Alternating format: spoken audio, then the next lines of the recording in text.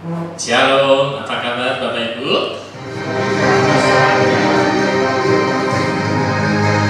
Ya, mari saya kembali ke sini, kita akan mulai.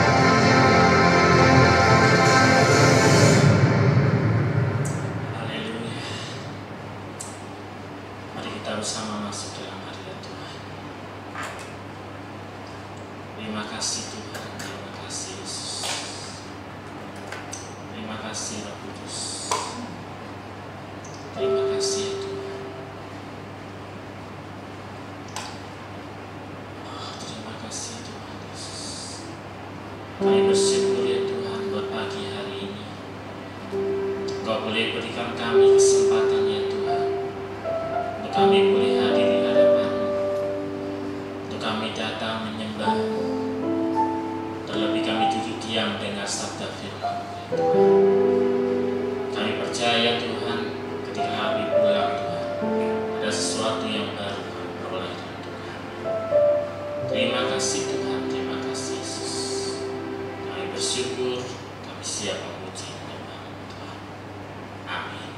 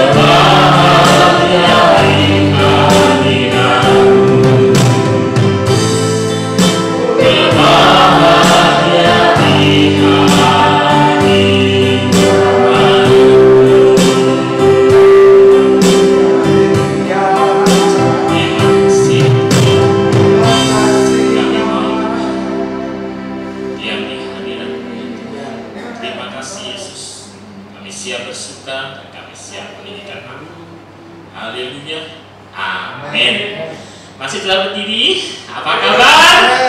Bisa dilewati. Haleluya. Tuhan menetapkan langkah-langkah orang yang benar dan kita menjadi orang-orang yang menang. Karena darah Kristus kita dimenangkan.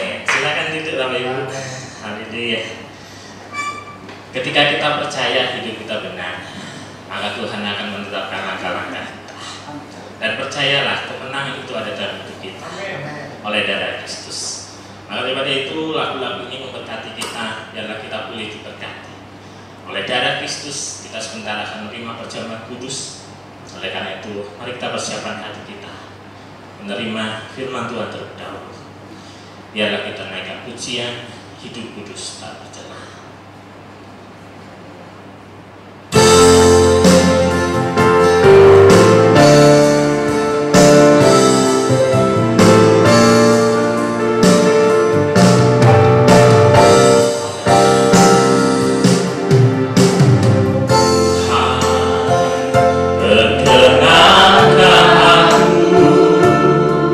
Selalu ada di sampingku.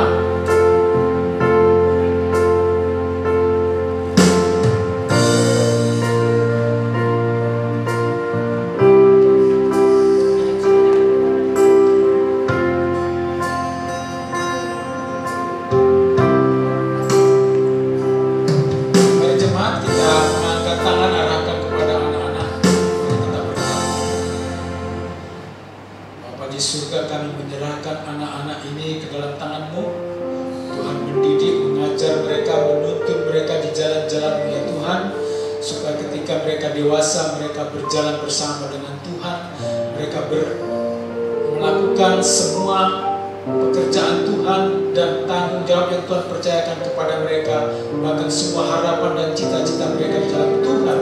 Kami berdoa supaya Tuhan menolong mereka.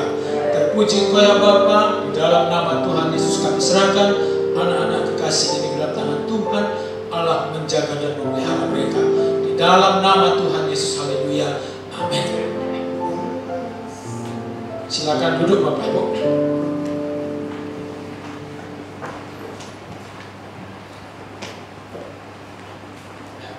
Hari ini saya tidak menggunakan PowerPoint karena seringkali PowerPoint-nya mengganggu.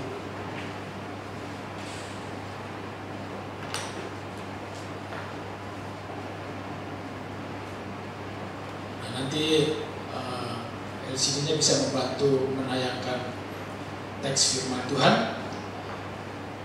Yang pertama itu 1 Timotius 4 ayat 7-8, karena kita akan belajar tentang berlatih hidup berbuah. Di dalam 1 Timotius 4 ayat 7 dan 8 dikatakan, tetapi jauhilah tahyul dan dongeng nenek-nenek tua, latihlah dirimu beribadah. Latihan badani terbatas gunanya, tetapi ibadah itu berguna dalam segala hal, karena mengandung janji baik untuk hidup ini maupun untuk hidup yang akan datang. Jadi, saya kaget sana bahasa Inggris, di sini bahasa Indonesia.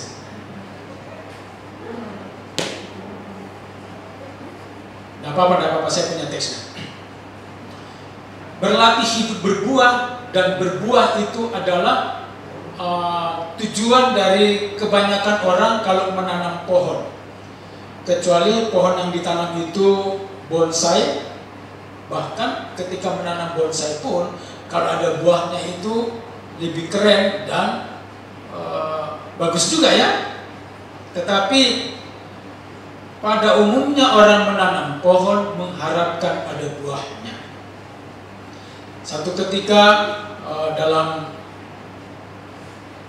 Lukas 13 ayat 6-9 dikatakan demikian.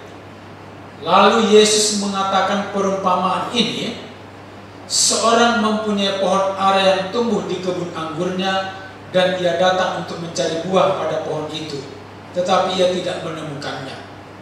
Lalu ia berkata kepada pengurus kebun anggur itu, sudah 3 tahun aku datang mencari buah pada pohon ara ini, dan aku tidak menemukannya. Tebanglah pohon ini. Untuk apa ia hidup di tanah ini dengan percuma? Jawab orang itu, Tuan, biarkanlah dia tumbuh tahun ini lagi, aku akan mencangkul tanah sekelilingnya dan memberi pupuk kepadanya. Mungkin tahun depan ia berbuah, jika tidak, tebanglah dia. Sama seperti pohon, kalau hidup kita juga tidak menghasilkan buah, kemungkinan besar, bukan kemungkinan besar, dipastikan suatu saat Tuhan berkata, tebanglah dia. Percuma dia hidup, nggak ada gunanya. Karena sesungguhnya ketika kita masih hidup adalah kesempatan bagi kita untuk bertobat, memperbaiki diri, dan sesudah itu kita berbuah. Ada beberapa fakta yang harus kita pahami berhubungan dengan berbuah. Yang pertama itu, ketika kita berbuah, yang menikmati bukanlah kita. Pernahkah ada pohon yang menikmati buahnya sendiri? Pernahkah melihat ada jeruk makan jeruk? Pohon jeruk makan jeruk? Nggak ada toh. Jadi ada kalanya orang Kristen mengira atau berpikir keliru tentang buah. Dia mengira bahwa buah hidupnya itu dialah yang menikmati. Enggak, bukan kita yang menikmati, orang lain. Jadi kalau kita berbuah, justru orang lain yang menikmatinya, bukan kita. Nah yang kedua, ketika kita berbuah, biasanya kita terluka. Bukankah kalau ada buah, katakanlah pohon mangga yang berbuah, lalu ada orang yang ingin menikmati buahnya, bukankah pohon itu dilempari untuk mengambil buahnya? Kalaupun nggak dilempari, ya pakai galah. artinya itu disakiti. Jadi kalau saudara menghasilkan buah, lalu ada orang menikmati buahnya itu, lalu mengkhianati, lalu mengatakan hal yang kurang baik, atau katakanlah membuat saudara sakit hati, itu lumrah, artinya karena kita berbuah. Kalau saudara tidak pernah disakiti, artinya engkau tidak pernah berbuah. Sesederhana itu. Tetapi yang paling menyedihkan adalah kalau kita tidak pernah berbuah, hidup kita nggak berguna. Tuhan berkata, tebang saja dia. Nah, hari ini kita akan belajar bagaimana melatih diri untuk berbuah. Di dalam Mazmur 1 ayat 1-3, saya mengucapkan saja, silakan ditayangkan ya, biar enggak kelamaan. Mazmur 1 ayat 1-3 dikatakan demikian. Berbahagialah orang yang tidak berjalan menurut nasihat orang fasik, yang tidak berdiri di jalan orang berdosa, dan yang tidak duduk dalam kumpulan pencemooh. Tetapi yang kesukaannya ialah Taurat Tuhan, dan yang merenungkan Taurat itu siang dan malam. Ia seperti pohon yang ditanam di tepi aliran air, yang menghasilkan buahnya pada musimnya, dan yang tidak layu daunnya, apa saja yang diperbuatnya berhasil. Nah, saudara perhatikan, di dalam ketiga ayat ini, saudara kalau perhatikan di situ, berhasil dengan berbahagia, lebih dulu berbahagia. Jadi berbahagia lebih dulu, baru berhasil. Karena ada banyak orang meleset atau keliru memahami tentang berbahagia. Beberapa orang, bukan beberapa orang sih, pada umumnya orang mengira kalau dia berbahagia adalah hasil dari keadaan yang dia capai. Itu sebabnya orang yang belum menikah berpikir kalau dia akan berbahagia kalau punya pasangan. Lalu sesudah punya pasangan, 9 tahun gak punya momongan, kembali mencurigai Tuhan. Lalu tidak bahagia dan berkata, seandainya kami punya momongan, maka kami akan berbahagia. Lalu minta doa, didoakan pendeta, kalau ada KTR datang di depan, karena apa? Sudah 9 tahun tidak punya momongan, supaya didoakan. Lalu ada pendeta yang bergaya Nabi dan berkata, tahun depan kamu akan punya anak. Kalau betul pendetanya yang punya nama, kalau nggak betul orang itu yang dikatakan nggak beriman. Betul? Sudah punya anak, sepasang laki-laki dan perempuan. Lalu mulai sekolah, belum punya mobil, sudah nggak cukup kalau naik motor berempat. Mulai mengeluh, Tuhan, kalau kami punya mobil yang kecil saja, supaya bisa ke gereja berempat, nggak boncengan berempat, kalau naik motor udah nggak cukup Tuhan. Lalu mulai gelisah, bergumul, berdoa, Tuhan tolong supaya kami punya mobil.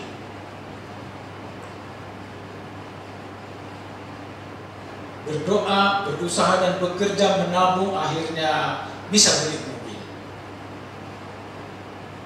Ketika mobilnya baru, bukannya datang ke gereja, hari Minggu ke Bandungan. Kenapa? Ngetes mobilnya.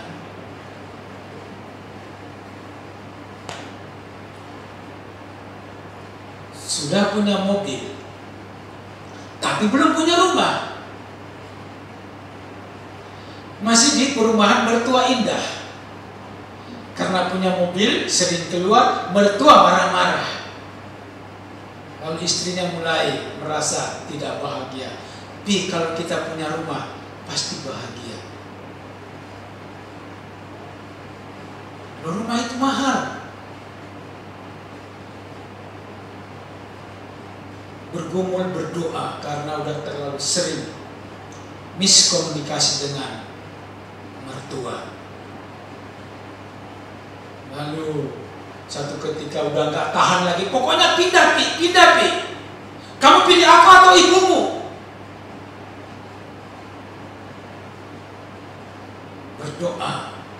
Berdoa, berusaha, dapat rumah RSS. Rumah sangat sederhana sekali.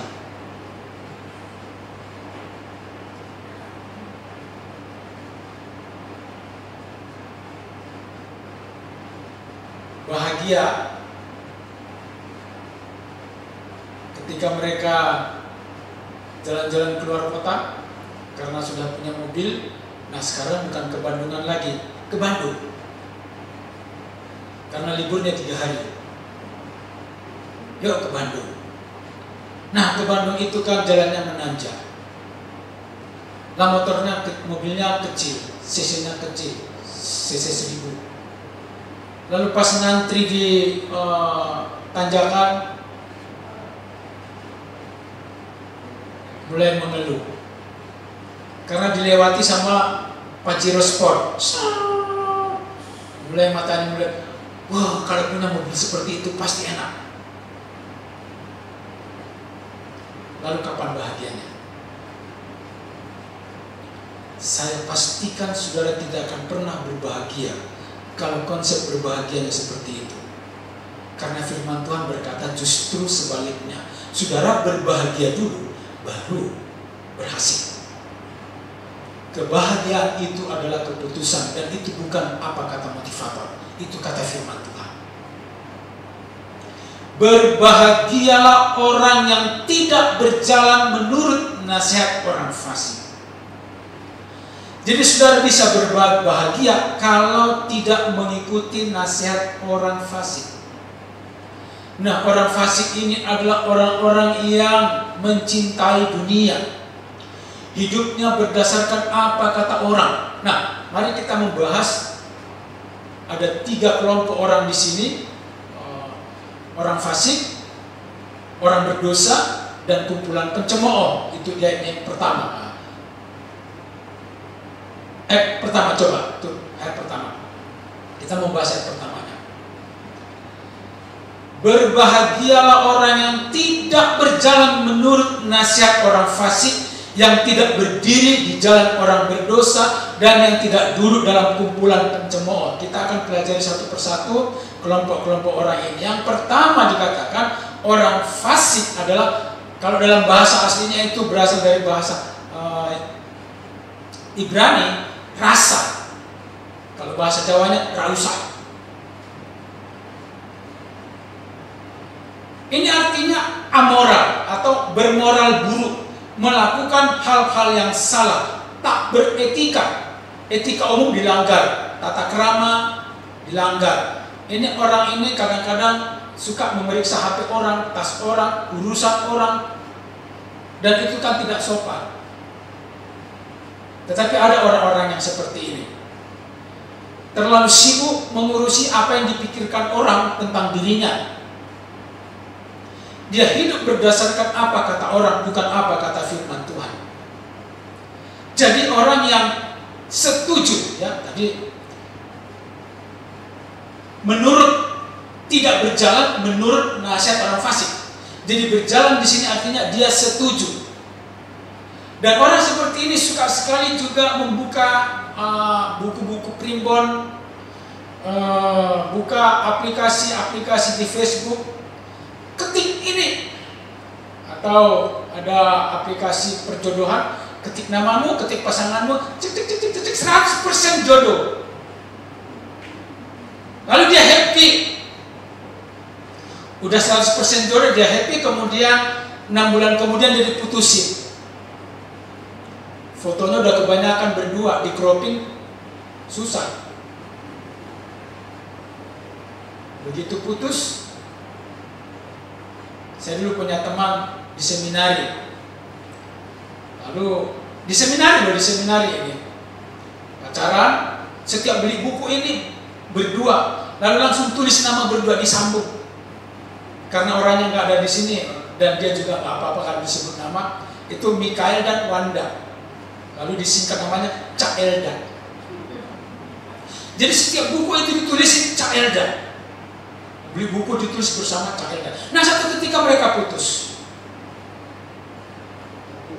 Wah, repot bagi bukunya. Saudara bisa bayangkan bagaimana mereka bergumul harta gono gini. Untungnya mereka 3 bulan kemudian rujuk kembali. Haleluya, nggak jadi. Nggak jadi bagi harta gono gini.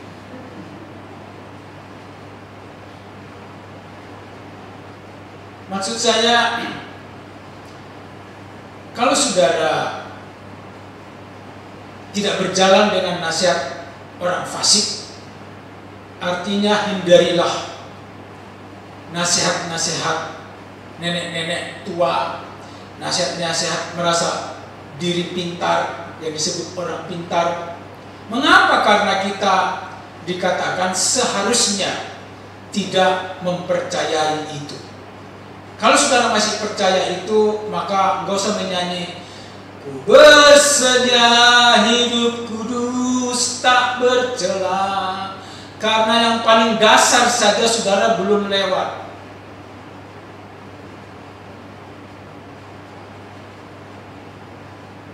Dijauhkanlah itu dari saudara, karena saudara tidak memenuhi syarat. Jadi yang pertama kita harus tidak berjalan menurut nasihat orang fasik, apapun itu. Dunia ini memandang dan menilai saudara dengan penampilan, tetapi Tuhan tidak melakukan yang seperti itu. Tuhan memandang hati, bukan rupa. Jadi kita pun harus melakukan hal yang sama, tidak menuruti nasihat orang fasik. Saudara, Mario Teguh selalu berkata, kegagalan adalah sukses yang tertunda. Padahal beberapa kegagalan adalah karena dosa. Dan motivator tak mengenal kata dosa. Kalau gagal diulang lagi. Di mana Mario Teguh pun tak teguh.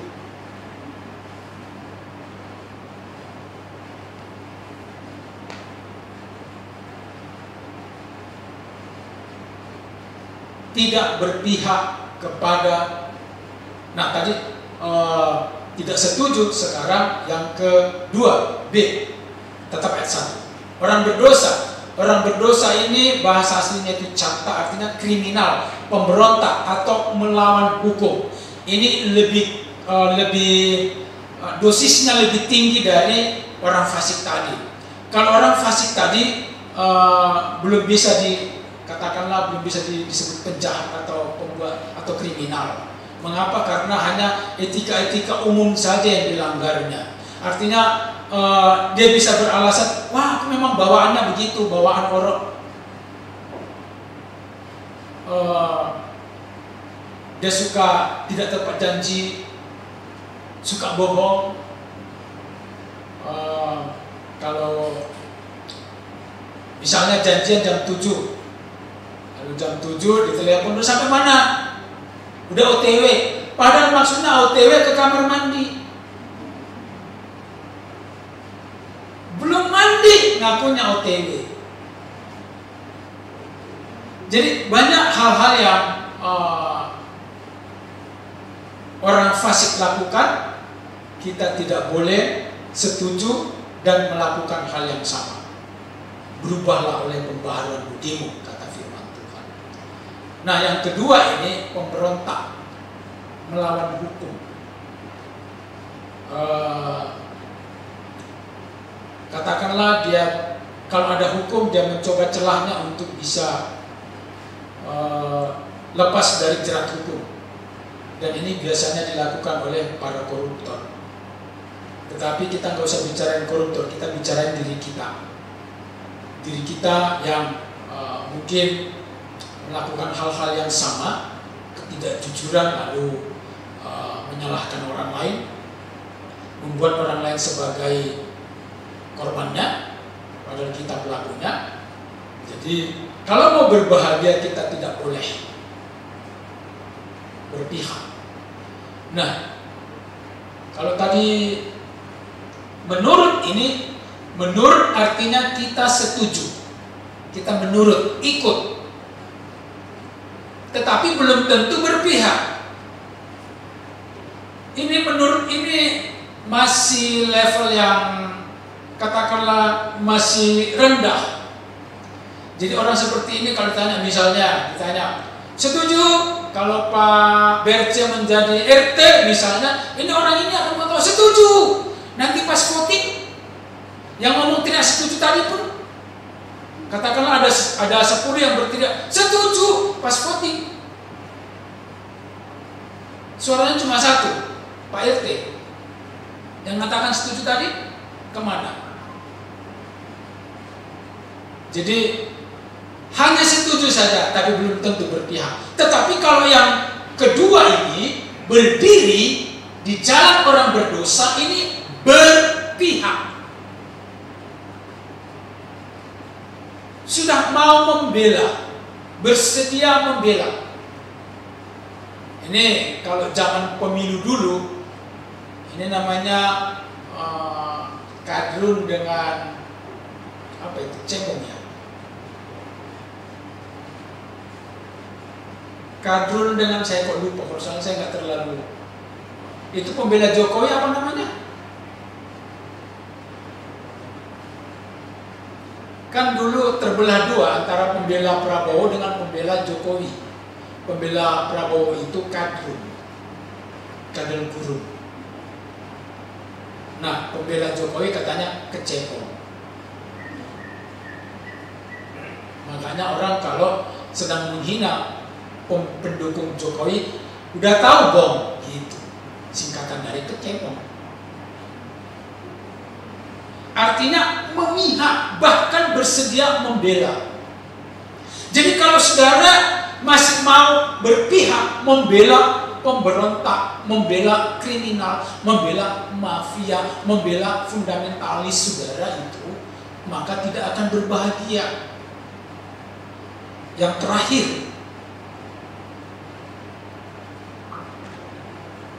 tidak duduk dalam kumpulan pencemooh.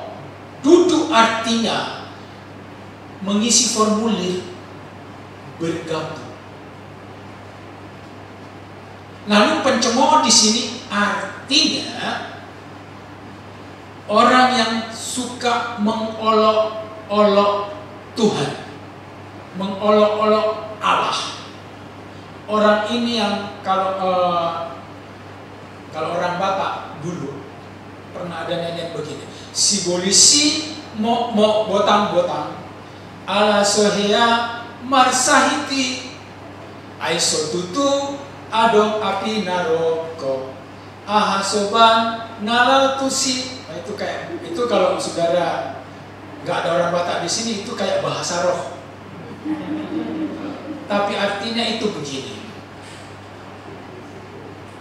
Iblis itu gemuk-gemuk dan kuat-kuat. Karena nggak pernah sakit. Nggak betul ada api neraka. Karena nggak ada kayu bakar untuk itu.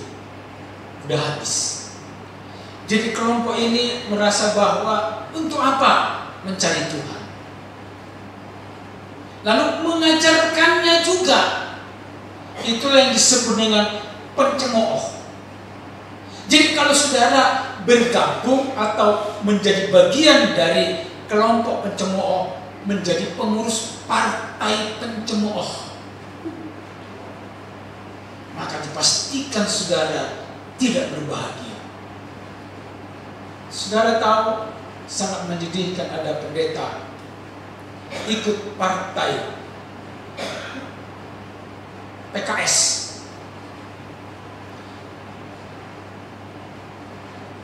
Padahal dia cuma digunakan aja supaya terkesan partai ini nasionalis.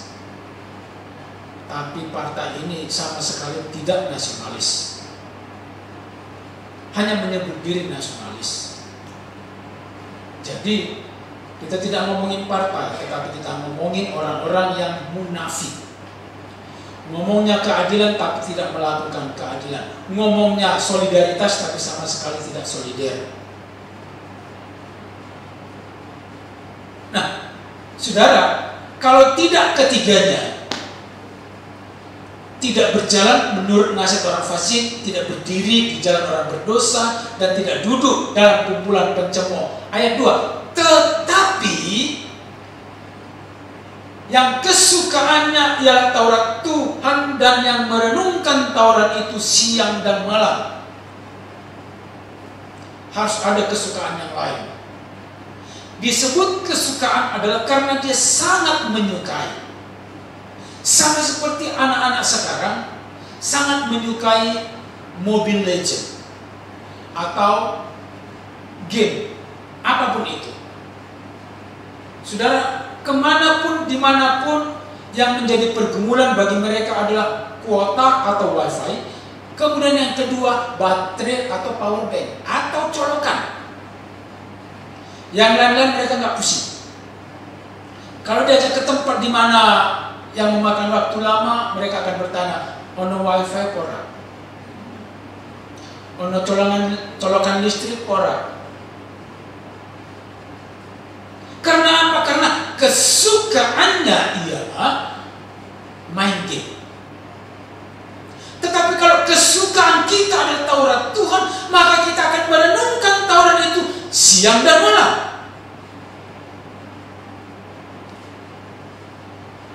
Kalau main game kita melakukannya siang dan malam, maka menggantinya dengan merenungkan Taurat Tuhan siang dan malam. Itulah sebabnya GSKI sebenarnya punya renungan firman Tuhan itu pagi, siang, sore. Nah, karena di grup akan saya share setiap pagi dan setiap siang dan setiap malam, perlu saya katakan ini sekarang supaya saudara nggak merasa Pak Walbin ini kurang kerjaan nih, renungannya kakehan. Sekarang saya beritahu, kalau kita mau berlatih hidup berbuah, kita harus melatih diri menyukai firman Tuhan, mempelajari firman Tuhan. Karena takut akan Tuhan adalah permulaan pengetahuan. Jadi orang yang takut akan Tuhan menjadi bijak. Membaca pelajaran apapun langsung nangkep. Saya itu dulu bisa menghafal beberapa nomor telepon meskipun tidak menulisnya. Lalu tetapi seiring dengan bertambahnya usia, saya mulai kesulitan untuk menghafal nomor, bahkan tetapi dari dulu sampai sekarang memang saya sulit menghafal nama orang. Saya lebih gampang menghafal mukanya daripada namanya. Ketemu orangnya satu kali aja hafal wajahnya, tapi namanya nggak hafal-hafal. Itu sebabnya dulu kalau saya bertemu dengan orang, sesudah minta nomor HP-nya, saya minta fotonya. Supaya apa? Supaya saya jangan salah menempatkan foto dengan nomor teleponnya. Nah, saya mulai susah mengingat ketika saya mulai berpikir kalau saya ini sudah tua. Sejak saya 50 itu saya merasa saya ini sudah mulai tua. Dan itu mempengaruhi uban saya pun sudah mulai bermunculan. Kemudian saya sudah agak susah mengingat. Sampai saya menemukan penelitian bahwa ternyata manusia itu maksimal justru ketika berusia 60 sampai 70-an. Itu dia maksimal 100%. Kemudian 50 sampai 60 dia maksimal 75%. Nanti 40 sampai 50 baru dia maksimal 50%. Ketika saya mengetahui fakta itu dan terbukti bahwa orang-orang yang menerima hadiah Nobel itu berusia di atas 70 tahun. Artinya saudara yang berusia 60-an sekarang tidak punya alasan untuk berkata, ya sudah saya udah gak perlu belajar. Itu membuat saudara cepat pikun. Jadi kalau tidak mau cepat pikun, tolong bangun bahwa 60-an itu bukan tua, hanya dewasa dan maksimal otaknya. kecuali terlalu lama saudara berpikir meninabobokan mental dan pikiran saudara. Umur 60 itu sudah tua, lalu sudah tidak berguna, saudara bahaya. Cepat-cepat bertobat, cepat-cepat bangun sebelum terlambat. Amin.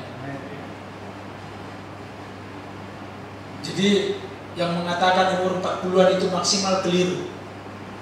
40-an itu baru 25-50% kemampuannya semaksimal yang bisa dia gunakan.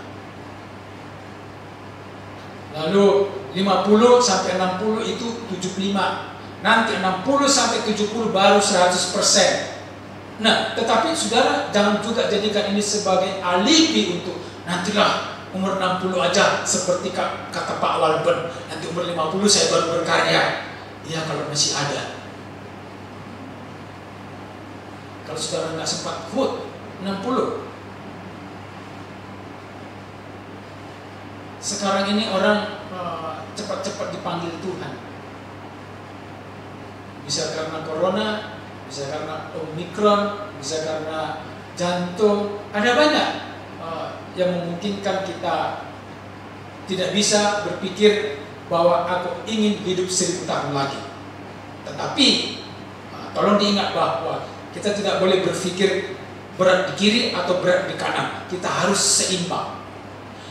Kita harus berpikir ketika kita berkarya, kita harus berpikir kita akan hidup 100 tahun.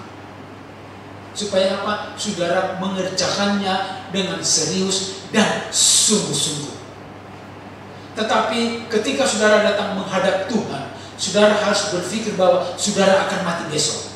Supaya apa? Saudara harus menjaga kekudusan hidup dan tidak hidup seenaknya saja.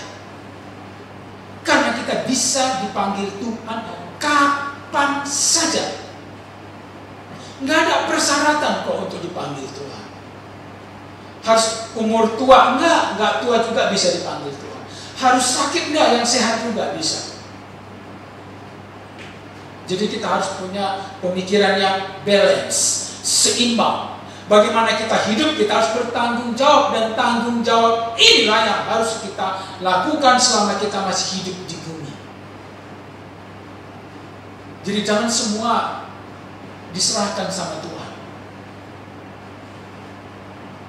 Tuhan, saudara, bukankah kalau saudara menanam pohon, setelah ditanam, bukankah itu harus dirawat, disiram, kasih pupuk, cabut rumputnya? Itu bertanggung jawab. Ketika hasilnya buahnya besar-besar dan banyak, lalu kita pantas mengucap syukur dan berkata, terima kasih Tuhan. Tetapi kalau saudara hanya menanam saja, lalu ditinggal, lalu berdoa, Tuhan terima kasih, aku sudah tanam pohonnya, Tuhanlah yang menjaga, Tuhanlah yang menyiram, Tuhanlah yang memupuk, Tuhan yang cabut rumputnya. Bukankah banyak orang Kristen seperti itu? Nggak tahu kesalahan pendetanya khotbah atau kesalahan didik. Nggak belajar. Anak sekolah nggak belajar. Mestinya belajar main game. Pas ujian, minta didoakan pendeta. Datang di depan, didoakan. Kenapa? Mau ujian. Supaya apa? Supaya lulus. Bukan supaya lulus. Pendeta doakan supaya juara. Nggak belajar. Masuk enggak? Nggak masuk. Beberapa waktu yang lalu ketika Indonesia menjadi juara bulu tangkis, beberapa gereja mengklaim itu karena kami yang mendoakan. Lalu kalau dia yang mendoakan, itu orang latihan itu ada gunanya enggak? Menurut gereja itu, sebenarnya kalau latihan apa enggak tergantung doa mereka. Ngapain latihan? Sesudah kalah, mereka bungkem. Bukankah Indonesia pernah nggak menang bulu tangkis? Gereja itu bungkem. Jadi beberapa gereja mengajar jemaat dengan pengajaran yang sesat. Kenapa saya bilang begitu? Supaya gampang aja. Kalau bilang, oh pengajarannya keliru, apa dan seterusnya, kesuai. Karena memang itu salah. Orang Kristen yang tak bertanggung jawab adalah orang sesat. Karena hidup saudara, saudara yang bertanggung jawab. Bukankah firman Tuhan berkata, engkau akan menuai apa yang engkau tabur. Kalau engkau tidak menaburkan apa-apa, engkau tidak berhak menuai apapun. Orang yang tak bekerja tak boleh makan. Sesederhana itu. Jadi jangan engkau pemalas, kerjanya dari pagi sampai malam tidur toh. Kecuali dalam kondisi tertentu mungkin engkau perlu istirahat karena engkau sakit, perlu dirawat, itu beda. Tapi kalau engkau tidak ada yang salah, tidak kurang apa-apa, tapi kerjanya tidur, main game, dan seterusnya, lalu berharap, Tuhan, isilah rekeningku, datanglah di gereja. Saya pernah hadir di gereja yang seperti itu. Mari Bapak Ibu, dompetnya dikeluarin. Semua dikeluarin, saya juga. Coba dibuka, ada nggak uangnya? Waktu itu saya memang nggak punya uang. Saya pikir ini akan ada acara bagi-bagi duit. Tapi ini pendetanya sugih. Saya senang-senang waktu itu. Angkat-angkat. Tiba-tiba dia berdoa, Tuhan, penuhi dompet-dompet yang diangkat. Wah, ini mah penipuan. Kirain dia mau bagi-bagi duit, suruh Tuhan ngisi. Saudara, waktu itu saya langsung turun dompetnya, saya pulang, saya keluar. Ini nggak benar.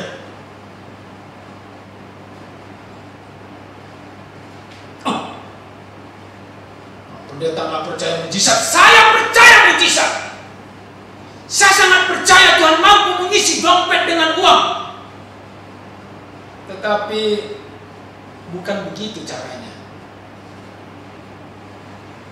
Karena kalau itu betul, gak usah suruh jemaat bekerja. Datang setiap hari Minggu, bawa dompet 10 biji. Kalau perlu dompet yang besar-besar. Suruh diangkat setiap doa. Kalau engkau punya karunia, menyuruh Tuhan mengisi setiap dompet. Enggak usah lagi suruh mereka sekolah, enggak usah lagi mereka suruh bekerja. Biar di PHK engkau akan tetap berpesta pora. Karena apa? Tiap hari Minggu dompetnya penuh. Tahu saudara kenapa waktu itu saya pulang? Selesai berdoa semua katakan amin, amin. Saya bukan nggak ada isinya, pulang gak ya?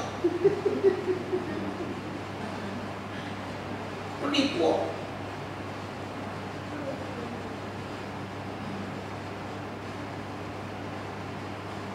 Engkau yang pilih dia, menikah dengan dia, lalu ada masalah. Engkau katakan salah pilih jodoh, lalu salahkan Tuhan.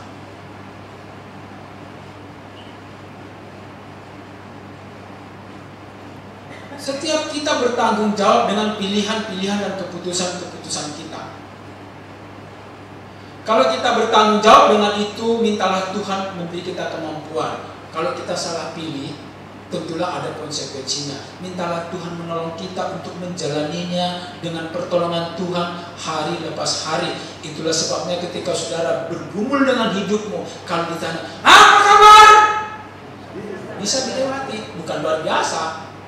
Karena kita bukan anak-anak sekolah luar biasa. Apa kabar? Bisa dilewati. Karena siapa sih di antara kita yang tidak pernah salah mengambil keputusan, tidak pernah salah mengambil kebijakan, tidak pernah salah mengambil sikap, sehingga kita menuai semua hal-hal yang kita terima. Sesempurna itukah kita sampai tak pernah salah mengambil keputusan dan kebijakan?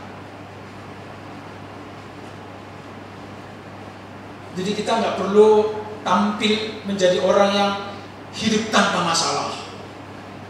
Saudara, oke lah. Hidup pura-pura bahagia itu gampang, tapi kalau hidup pura-pura kurus itu nggak bisa. Tetap aja di foto, tetap aja.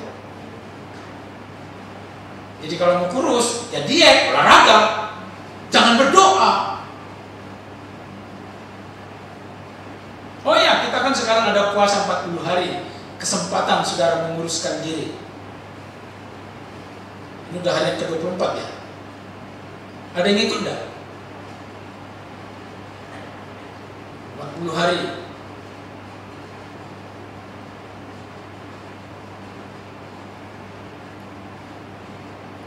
Orang yang kesukaannya ialah Taurat, Tuhan akan merenungkan Taurat itu siang dan malam. Jadi sebenarnya akan ketahuan kita kesukaannya itu apa.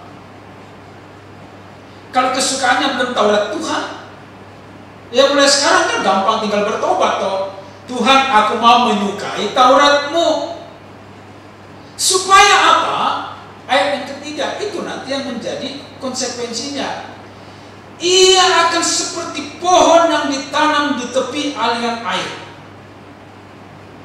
Ia akan menghasilkan buahnya pada musimnya. Apa saja yang diperbuatnya berhasil. Nah, perhatikan.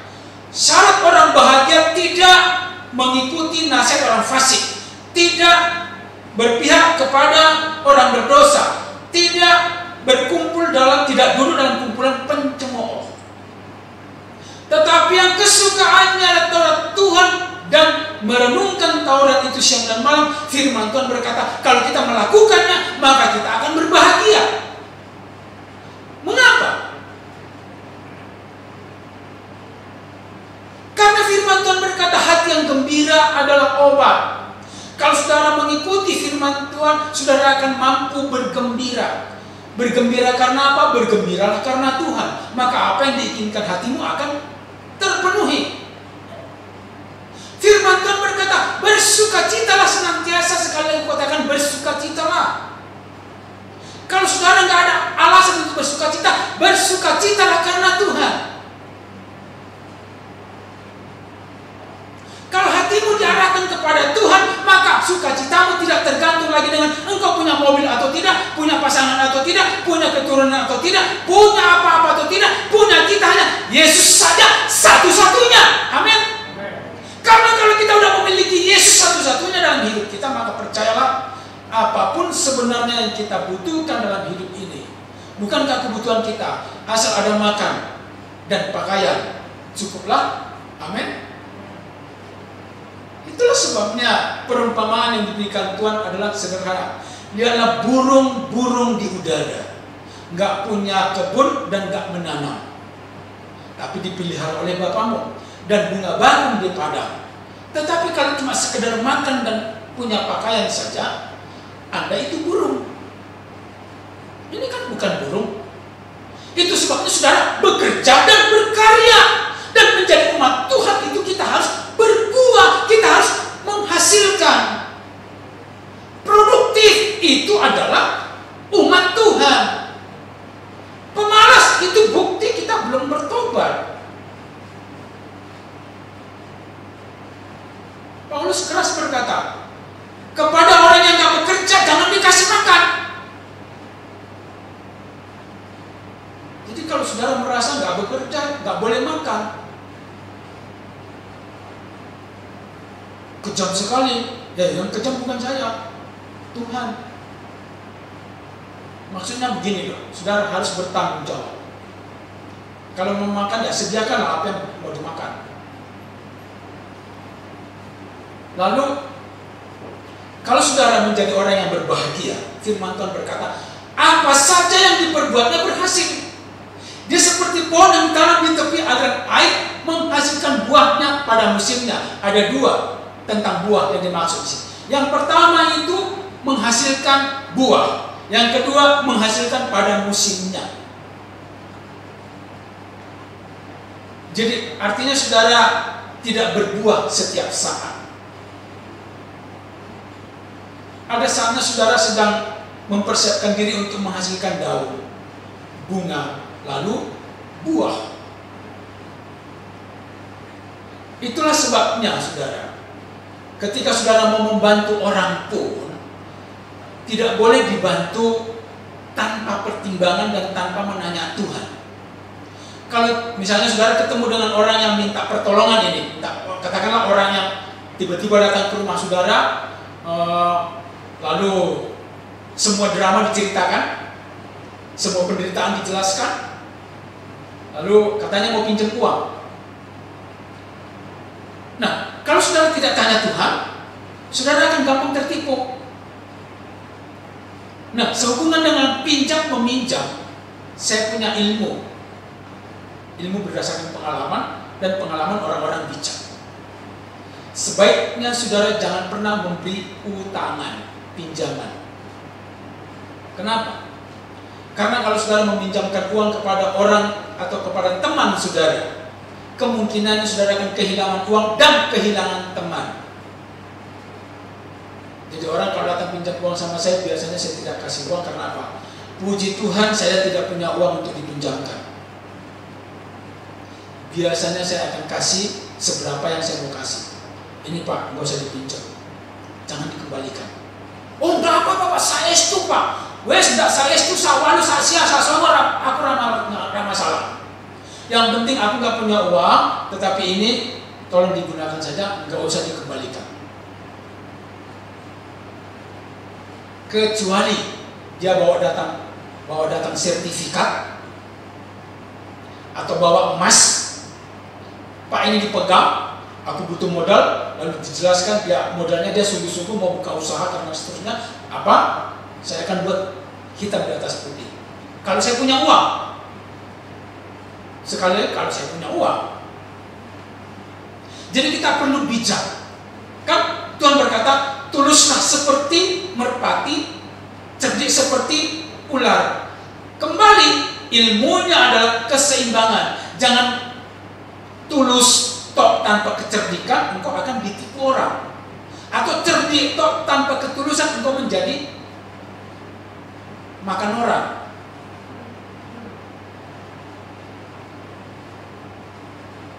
Jadi ketika kita menyukai firman Tuhan dan merenungkannya siang dan malam, kita akan berbahagia dan apa saja yang kita kerjakan akan berhasil. Jadi kebahagiaan mendahului keberhasilan, bukan keberhasilan menghasilkan kebahagiaan. Keliru.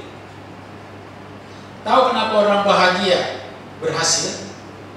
Saudara tahu bahwa orang yang bahagia itu melakukan apapun, dia lakukan dengan senang hati, dia lakukan dengan hati yang gembira. Kalau dia menjadi marketing atau katakanlah menjadi reception atau apa saja yang dikerjakannya, dia cepat naik pangkat. Karena apa? Semua orang menyukai dia.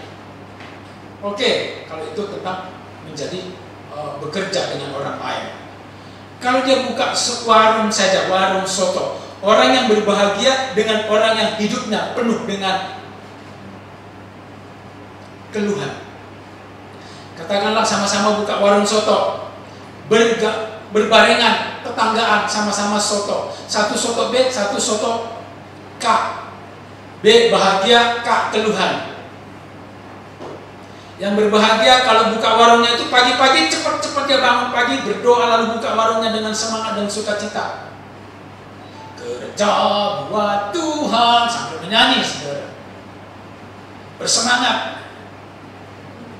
Yang satu karena terlalu banyak mikir, banyak begadang, bangunnya telat, pergi ke pasar telat, ketemu bahan-bahan pun semua tinggal sisa, lalu mahal-mahal pula itu, mengeluh saja kerjanya, buka warungnya juga telat.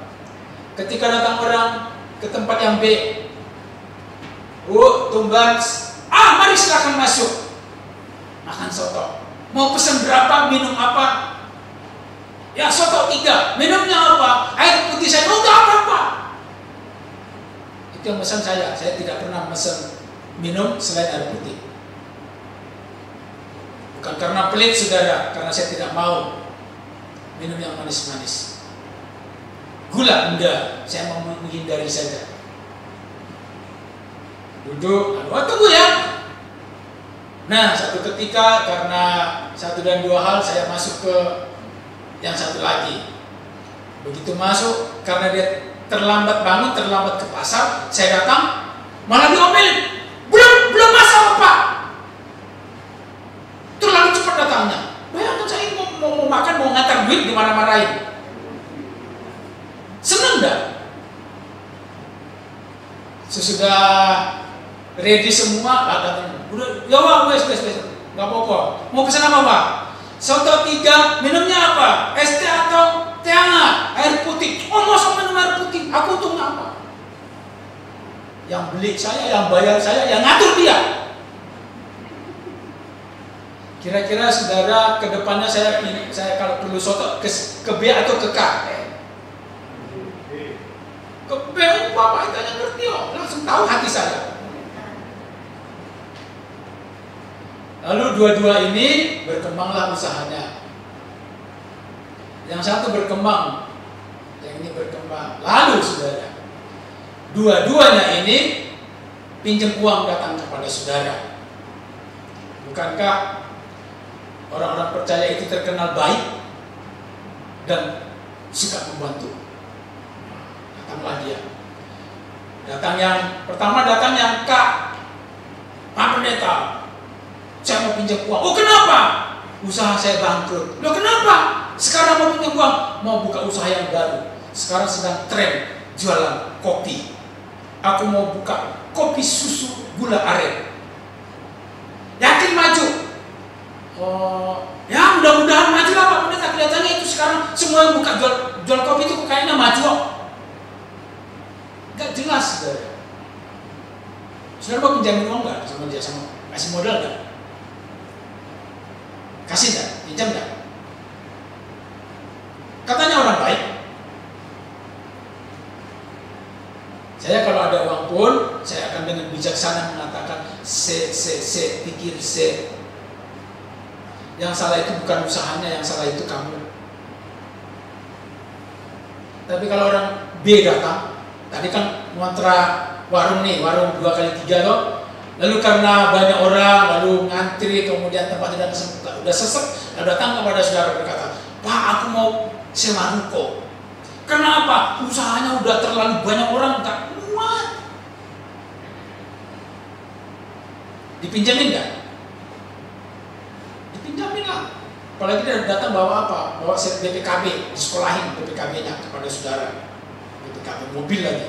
Kalau motor BPKB-nya 4, mau dipinjamin 10 juta, mau kontrak ruko, terserah lah, pokoknya saudara pasti punya keinginan menolong. Lihat bagaimana orang yang berbahagia lebih berhasil daripada orang yang tak berbahagia. Jadi saudara, berbahagia dulu, baru berhasil. Jangan dibalik. Bagaimana supaya berbahagia itu saudara harus berbuah. Nah, terakhir, Yohanes 15 ayat 1-8 berkata demikian. Saudara mengikuti di layar saja. Ayat 1, Akulah pokok anggur yang benar dan Bapakulah pengusahanya. Setiap ranting padaku yang tidak berbuah dipotongnya, dan setiap ranting yang berbuah dibersihkannya supaya lebih banyak berbuah. Kamu memang sudah bersih karena firman yang telah kukatakan kepadamu. Tinggallah di dalam aku dan aku di dalam kamu, sama seperti ranting tidak dapat berbuah dari dirinya sendiri kalau ia tidak tinggal pada pokok anggur. Demikian juga kamu tidak berbuah jika kamu tidak tinggal dalam aku. Akulah pokok anggur dan kamulah ranting-rantingnya. Barang siapa tinggal di dalam aku dan aku di dalam dia, ia berbuah banyak. Sebab di luar aku kamu tidak dapat berbuat apa-apa. Barang siapa tidak tinggal di dalam aku, ia dibuang keluar seperti ranting dan menjadi kering. Kemudian dikumpulkan orang dan dicampakkan ke dalam api, lalu dibakar. Jikalau kamu tinggal di dalam aku dan firmanku tinggal di dalam kamu, mintalah apa saja yang kamu kehendaki dan kamu akan menerimanya. Dalam hal inilah Bapakku dipermuliakan, yaitu jika kamu berbuah banyak. Dan dengan demikian kamu adalah murid-muridku. Dan kesimpulannya, kalau saudara mau berbuah, saudara harus menyukai firman Tuhan dan merenungkan firman itu siang dan malam. Bahkan ketika saudara bermimpi, yang keluar itu haruslah firman Tuhan, bukan ketakutan, apalagi keluhan. Yang kedua, memberi diri untuk bermanfaat bagi orang lain. Buah kita bukan untuk kita. Mana ada jeruk makan jeruk. Jadi kalau saudara berbuah, itu akan membuat orang lain dikuatkan, dihiburkan, diberkati. Jadi mengingat nama saudara saja mereka langsung teringat dan dikuatkan, terhibur. Jadi jangan malah sebaliknya, ingat nama saudara langsung begini tuh. Amit-amit. Saudara ini anak Tuhan atau anak Han? TU. Seringkali untuk mengambil buah kita, orang lain melukai dengan melempar atau memotong dahan atau ranting kita. Jadi kita biasanya kalau menghasilkan buah, seringkali kita terluka. Karena apa? Karena saudara berbuah. Hanya orang yang berbuah yang dilempari, mangga yang berbuah yang dilempari, dia nggak berbuah, nggak diopeni. buah yang banyak yang kita hasilkan menyenangkan hati Tuhan dan membuktikan bahwa kita adalah murid Kristus. Jadi kalau saudara sekarang belum berbuah, mulai hari ini belajarlah berbuah. Diawali dengan jangan mengikuti nasihat orang fasik. Dunia ini punya seleranya sendiri. Dunia ini akan menuju kebinasaannya. Jangan mengikuti nilai-nilai dunia ini. Yang kedua, jangan berpihak kepada orang berdosa. Kalau dia pencuri, koruptor, saudara, meskipun itu keluargamu, saudaramu, gak usah. Jangan dibela-bela. Orang Batak ini paling suka sekali sukuisme. Kalau marganya sama atau sama-sama Bataknya, meskipun gak benar, biasanya suka dibela-bela sih. Itu sebabnya saya mau keluar saja dari orang Batak. Enggak, maksud saya begini. Jadilah orang yang takut Tuhan. Cintailah Tuhan. Jangan sukuisme. Jangan karena satu suku denganmu lalu kau terlalu berpihak dengan orang itu. Berpihaklah kepada Tuhan. Kemudian kalau kita berbuah banyak, itu akan menghasilkan kemuliaan Tuhan. Jangan bergabung dengan kelompok pencemooh yang mengata-ngatain Tuhan. Bukankah di luar sana banyak orang yang mengatakan, udahlah gak apa-apa, sama aja. Nasi kan gak datang dari Tuhan, apalagi dari gereja. Nasi itu datang dari rice cooker. Betul? Betul? Ya betul lah, nasi kan datang dari rice cooker. Bisa juga sih dari rumah makan Padang, bisa sih, bisa. Dari Gojek, Grab bisa. Tapi kalau nggak ada uang kan sama aja. Nggak bisa pesan Grab toh kalau nggak ada uang. Nah, saudara punya uang dari mana? Saudara harus berkarya, produktif. Bagaimana caranya? Saudara harus berbahagia supaya berproduktifnya itu lebih gampang, lebih smooth. Saudara nggak tertekan. Karena kalau saudara berbahagia, saudara akan bertemu dengan orang-orang yang banyak alasan di muka bumi ini. Banyak bertemu dengan orang-orang yang menyalahkan, bukan cuma saudara disalahkannya. Kadang-kadang Jokowi pun disalahkan, Tuhan pun disalahkannya. Kadang-kadang saudara menjadi penyebab orang tidak berhasil menurut dia. Nah, kalau saudara menjadi orang yang seperti itu, saudara ikut-ikutan menyalahkan Jokowi, ikut-ikutan menyalahkan Tuhan, ikut-ikutan menyalahkan nasib. Dulu saya mengira bahwa ada suku-suku tertentu yang dilahirkan pasti kaya semua. Lalu ada kelompok-kelompok tertentu yang dilahirkan pasti miskin semua. Saya keliru. Karena nggak ada yang seperti itu. Engkau suku, ras, agama, kelompok apapun, engkau akan menghasilkan kalau engkau mengusahakannya. Kalau engkau bekerja, kalau engkau rajin, kalau engkau jujur. Nah, keuntungannya orang Kristen kalau dia jujur, maka dia akan gampang dipromosikan. Dia akan gampang dipercaya. Dia akan gampang berhasil. Dibandingkan dengan orang yang tidak takut Tuhan, suka nipu, gak jujur. Siapa yang mau bekerja dengan orang yang tidak jujur? Saudara kalau punya karyawan, pilih yang jujur atau gak jujur? Simple. Itu sebabnya kalau saudara menjadi orang yang merenungkan Taurat Tuhan, menyukai Taurat Tuhan, engkau dipastikan gampang berhasil. Karena engkau akan bertanggung jawab dan hidup jujur dan melakukan apapun dengan benar. Itulah buahnya. Latihlah dirimu berbuah. Artinya saudara, latihlah dirimu menekuni, menyukai firman Tuhan, merenungkan firman Tuhan itu siang dan malam. Maka engkau akan dituntun Tuhan, diberkati Tuhan. Apapun yang engkau kerjakan, Tuhan buat berhasil. Mari kita tunduk kepala.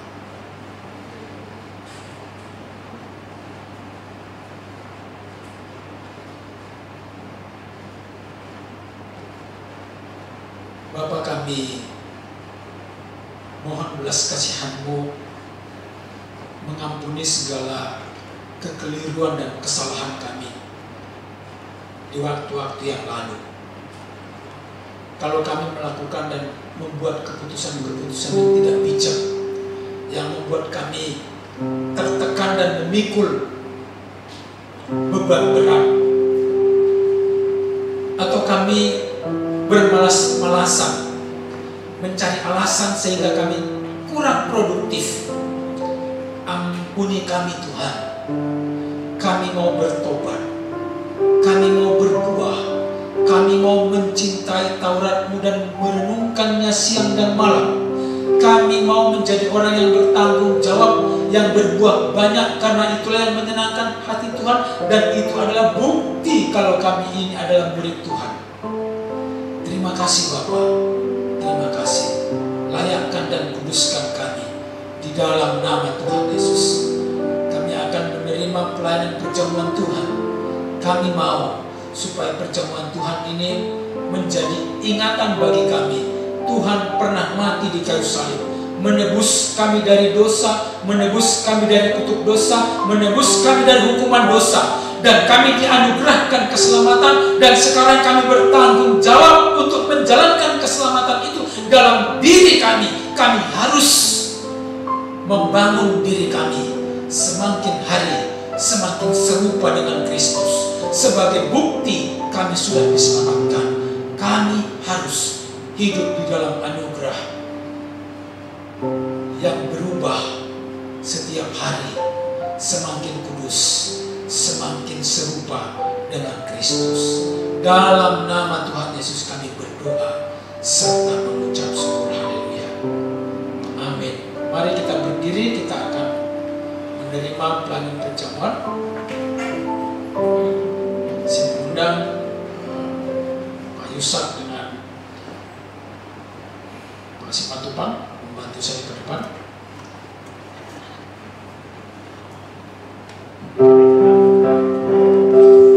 Kita naikkan pujian roti untuk jiwa.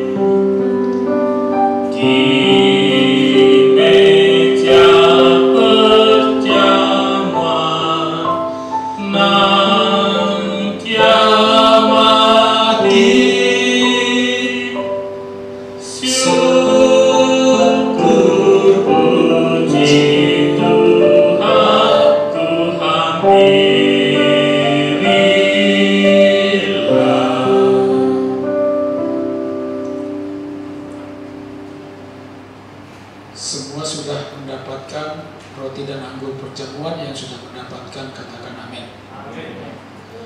Kalau ada yang belum dapat, silakan mengangkat tangan, nanti petugas akan melayani. Sudah dapat semua ya? Baik. Mari kita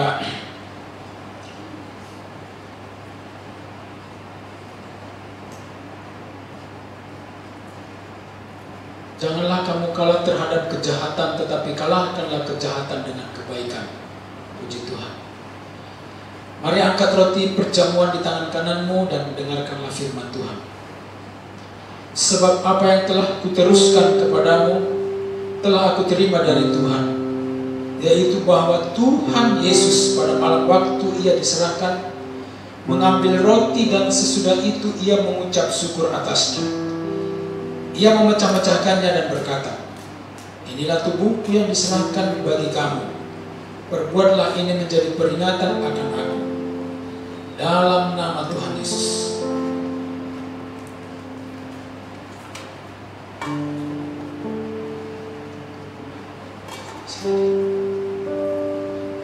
Ada di luar rotinya.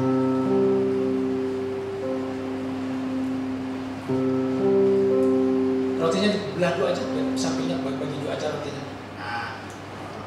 Nah, kita nggak terganggu. Baik.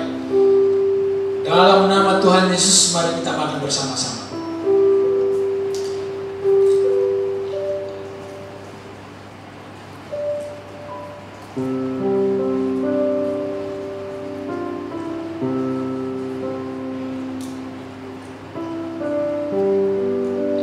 Sudah Pak, sudah.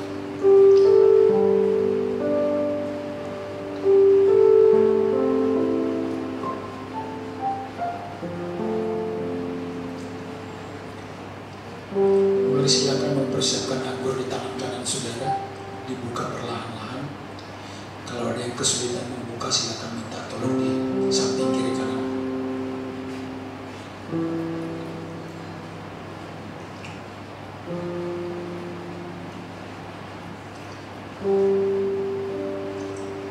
Baik, mari angkat anggur di tangan kananmu dan dengarkan firman Tuhan. Demikian juga ia mengambil cawan sesudah makan lalu berkata, cawan ini adalah perjanjian baru yang dimeteraikan oleh darahku. Perbuatlah ini setiap kali kamu meminumnya menjadi peringatan akan aku. Dalam nama Tuhan Yesus, mari kita minum bersama-sama.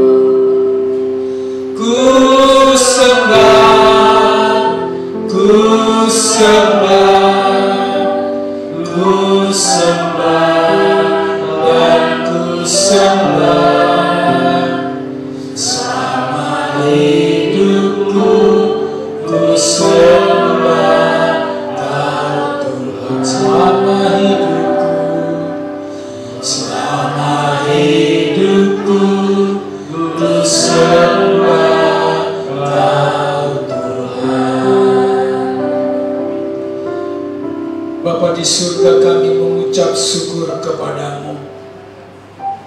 Kami sudah menerima pelayanan perjamuan Tuhan pada hari ini.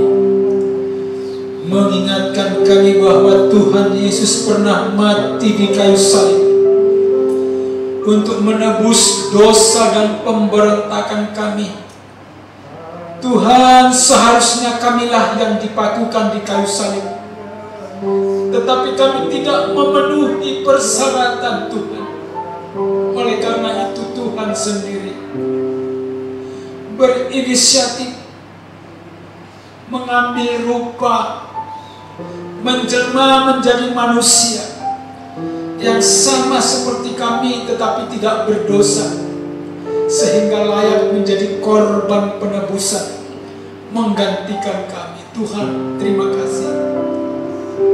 Kami tidak perlu takut dan khawatir lagi dengan kehidupan masa depan kami, karena anugerah pengampunan dan keselamatan Tuhan sudah berikan kepada kami. Sekarang Tuhan, kami perlu bertanggung jawab menerima penebusan itu dan menjalankannya dalam hidup kami. Kami harus berbuah, kami harus berubah sesuai dengan pembaharuan budi kami setiap hari. Terima kasih Bapa, kami mau mencintai Tuhan, mengikut Tuhan, karena hidup kami bukan milik kami lagi. Hidup kami adalah milik Tuhan. Yang lama sudah berlalu, yang baru sudah datang.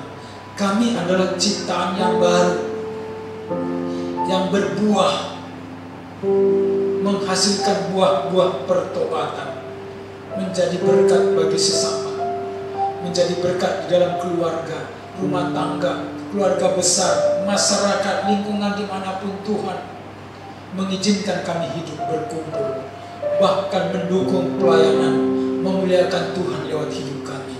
Oleh karena itu kami percaya Tuhan akan memberkati pekerjaan kami, Tuhan akan memberkati usaha kami, Tuhan akan memberkati rumah tangga kami, Tuhan memberkati orang tua, suami, istri, anak-anak, bahkan semua keluarga kami. Tuhan akan memberkati karena kami mau berbuah, kami mau mengumpulkan harta di sorga sebagai wujud kecintaan kami kepada Tuhan. Hanya Tuhan yang menjadi harta kekayaan kami. Semua milik kami adalah milik Tuhan. Kami harus gunakan seperti yang Tuhan mau. Dalam nama Tuhan Yesus kami berdoa serta mengucap syukur, dan kami menerima berkat dari Tuhan. Mari jemaat yang dikasihi Tuhan, kita akhiri ibadah kita akan pulang bersama-sama. Angkat kedua tanganmu, arahkan hatimu kepada Allah, dan kita terima berkat dari Tuhan. Pulang dan jadilah berkat dimanapun engkau berada. Tuhan akan memberkati segala usahamu dan pekerjaanmu, pelayananmu, keluargamu, dan masa depanmu. Karena melaluinya semua itu nanti engkau akan mempermuliakan Tuhan, dan engkau akan melayani Tuhan dan mengumpulkan hartamu di surga. Anugerah dari Bapa di surga dalam pengorbanan Tuhan Yesus Kristus serta persekutuan, tuntunan dan penghiburan dari Roh Kudus menyertai kita mulai sekarang sampai selama-lamanya. Maranatha, Tuhan Yesus datang kedua kali. Haleluya. Amin. Kami memuji kebesaran